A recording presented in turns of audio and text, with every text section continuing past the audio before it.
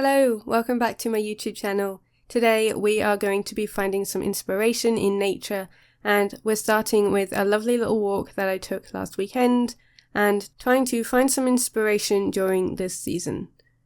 So I always find a lot of inspiration in nature, so I thought I would walk you through how I find it, what I'm looking for, and share some of these clips with you all. So I love autumn for all of its colours, and although the leaves on the trees are starting to fall, there's still a lot that can be found.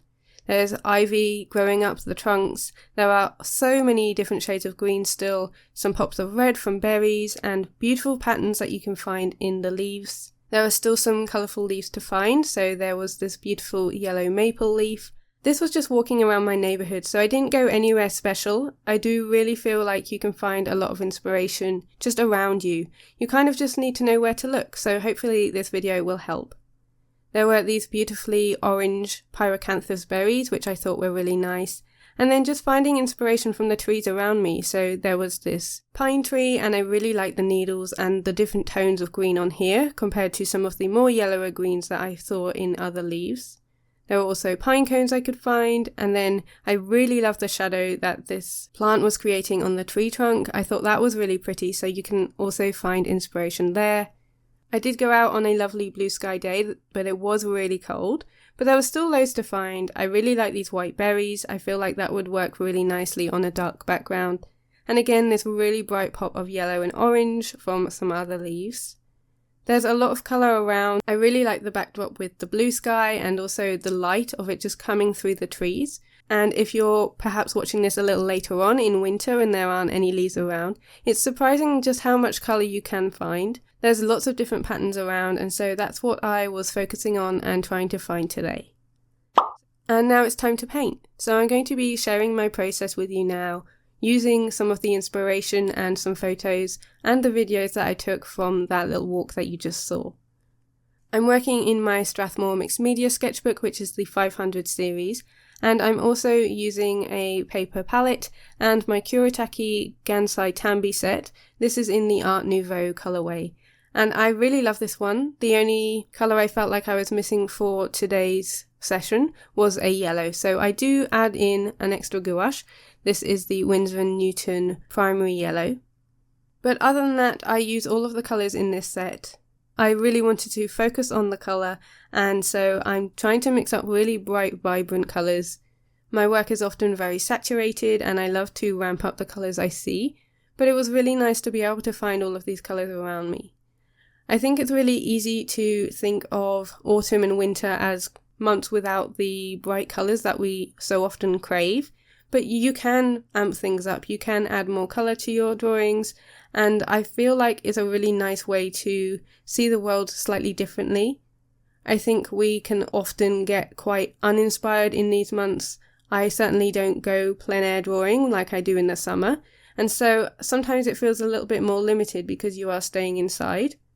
But it was really nice to go on a walk and still see all of these colours and still see all the patterns and the shapes that you can draw inspiration from.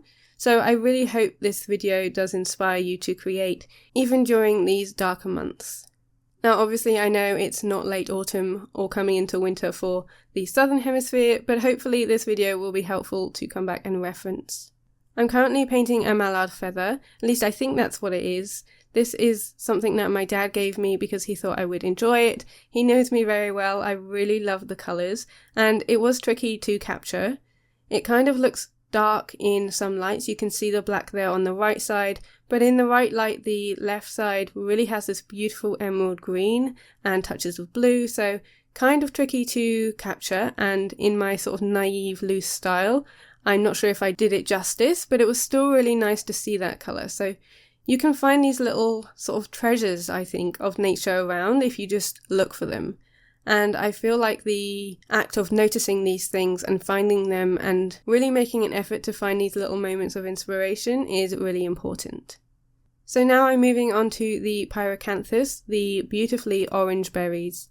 I probably mixed a bit too much red in here, they're a little bit more yellow toned in real life, but I really enjoyed playing with the blending effects that I can get with the Kuretake Gansai Tambi set. It is a watercolour based paint, but I find it a lot more opaque, so it's more like gouache, which is my preferred medium. Feels like a really good balance between the two because I really don't use watercolour much. I am an impatient artist and I always want to get my colour down really quickly and then move on to the details layer.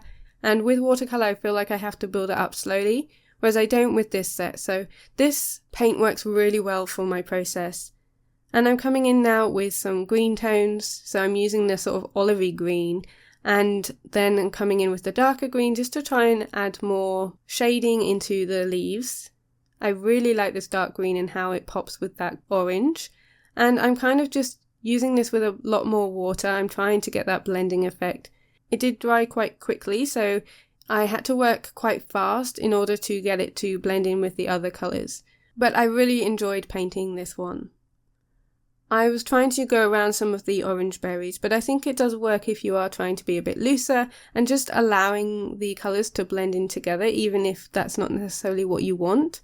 It really helps to stay loose when you are working in this way, and it's different for me to have that opportunity to try the blending effects because I do usually use my gouache in a specific way. So it was really nice to play in the sketchbook and really focus on the blending and enjoying the process of this spread. So now I'm moving on to some other colourful leaves. I think these are beached leaves, but I'm not completely sure. I just really love the colours again. I wanted to play with the blending in the middle of the leaf. I'm using the yellow I put on my palette, mixed it with some of the red, and then coming in with some green. So I could really play with the vibrancy here and again play with the wet on wet. So I come in with some more orange to try and create that mottled effect and also play with doing the veins of the leaves. So you can see here I'm coming in with the orange and letting it bleed out. So I don't tend to create this effect when I'm using my Royal Talon sketchbook because I find it sinks too quickly into the paper. Whereas this paper in the Strathmore Mixed Media sketchbook allows me time to play with the pigment on the page a little bit more. It can definitely take wet medium a lot better, and so that's why I chose this sketchbook for this medium. I also really enjoy adding on little colour swatches, so that's what I was doing there. I did come back in whilst the red was still wet to add on that brown, and then I pop in my little colour swatches to the side. And because this video is all about finding colour in autumn, I thought that it made sense to have those little swatches, and it's just a really nice element to add to my sketchbook pages. I really like the effect, and I think it just highlights the colours that you can see. So now I'm onto the pine cone, so I'm again amping up the browns that I could see. It was quite dark browns, but I wanted to add in that sort of orangey tone, and I'm slowly building up from light to dark. Again, I'm playing with the wet on wet just to try and blend it in together, and then once I've got that sort of base colour down, I'll come in with my darkest brown to add on more shading on top. I love how you can see it really bleeding out here and the feathering effect that it gives from the paint onto the wet surface. This paint is really pigmented, so it's really nice to have such vibrant colours, and I can let that dry and then come back to it to add on my details later. Now I'm moving on to the Scotch pine. So I'm referencing the video I took earlier where I was holding that branch that I found on the floor. I wanted it to be quite neat, but I did struggle a little bit with my paintbrush, so at the moment I'm using this size 10 round paintbrush, which is my go-to. But I wasn't creating the thinness of line that I wanted, so I did switch to this really fine one, which if you've seen my videos you'll know I don't use very often, but I did want to have a bit more finesse on drawing this pine branch, so I decided to get it out, and I think it worked really nicely. It meant I had a bit more control with my lines, and I could still create that looseness. Usually I do use my size 10 so I can be looser, but I think with this one I just wanted a little bit more control, and in the end I think it worked out great. I'm also using my little brush to add on some more details back on the berries. I would usually use pencils, but because I did have my little brush out, I thought I would just do that after I'd done the brown on the pine branch. So now we're onto a beautifully red and purple toned leaf. Again, I think this is a maple leaf, and I have amped up the colours again, but it was really nice to have so many purples in my colour palette, and really play with the blending of the red and those sort of burgundy tones.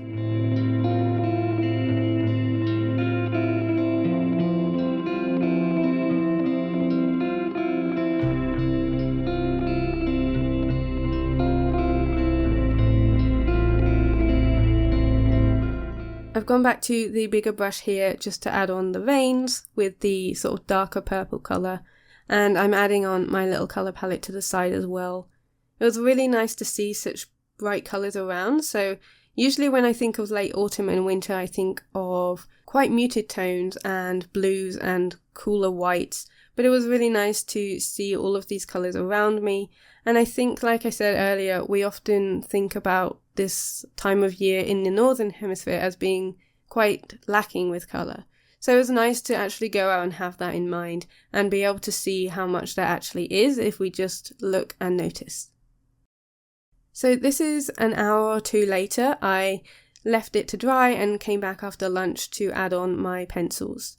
It was a very grey afternoon, so I didn't have the best lighting, and you can kind of tell in some of these shots. So apologies if it's a little bit grainy, but hopefully you'll still be able to see what I'm doing. I'm adding on some extra colours with my coloured pencils, and I'm using the Caran Luminance pencils here. I really love these. If you've seen my coloured pencil video, you know that they're still my winner. So I'm just going over some of the lines that I did start and refining them a little bit, like the veins in these leaves, and also adding on extra texture with little marks around. It just means I can be a little bit more precise, and I feel like this is where it really becomes how I imagine it to in my head. It means I can define the shapes a little bit more, add on some more texture, and just neaten things up a little bit. So I'm using a mix of colours that kind of match what I've put down, but sometimes a little bit darker too, so I can add on lines on the leaves. I do try not to be super neat with these because I don't want to take away the looseness. And I know sometimes it's a really hard balance of staying loose and still being defined and realistic with your lines, but I think that balance often comes with practice.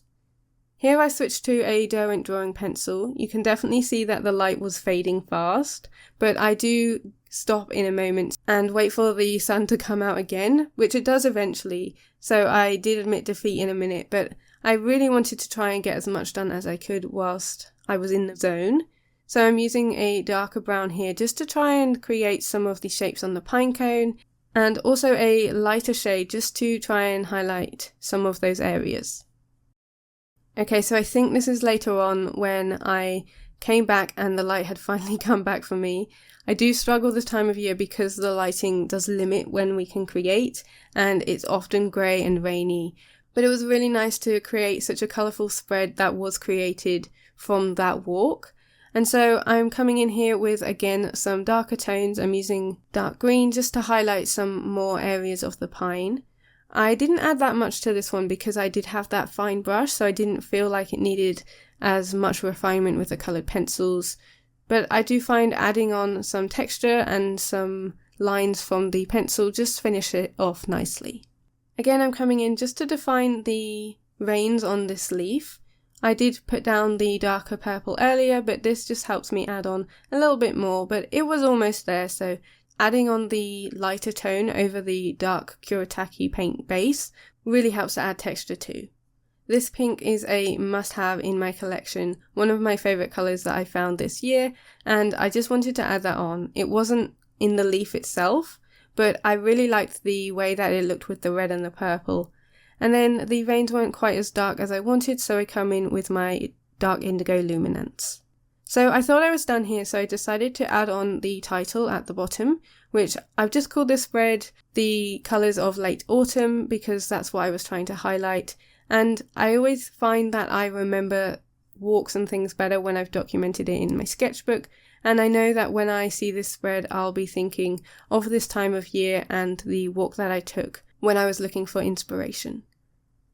I'm also adding on the date, so this was early December 2023, and I decided that it was feeling a little bit empty between the illustrations that I've already put down, and so I did some research and tried to label up everything that I've drawn.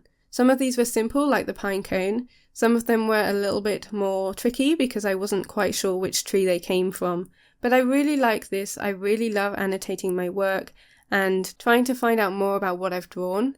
I think that my love of nature comes into that as well, because I have been learning a lot more about leaves and trees and plants the more that I label up and draw them in my sketchbook.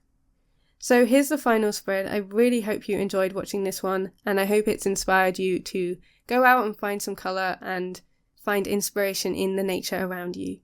A huge thank you for watching. I hope you have a creative week, and I will see you next Sunday with a new YouTube video. See you later.